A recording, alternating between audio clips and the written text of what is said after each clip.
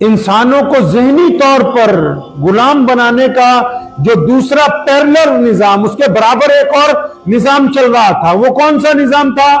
وہ یہ تھا کہ کوئی بھی بندہ کسی کو ایک رقم دیتا تھا، پھر اس رقم کی عوض ماہنامہ سود کے اوپر پیسے لیتا تھا۔ تو اللہ کریم نے اس کے اوپر پکڑ کی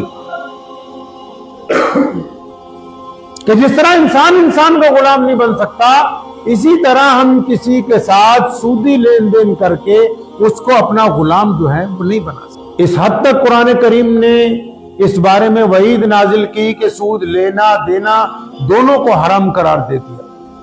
پھر یہاں تک اللہ کریم نے کہا کہ اگر کوئی نہیں ہٹتا تو ایسے جیسے وہ رب رسول سے جنگ کا اعلان کر رہا ہے، سود کھانے والا ایسے جیسے وہ اپنی ماں کے ساتھ زنا کر رہا ہے۔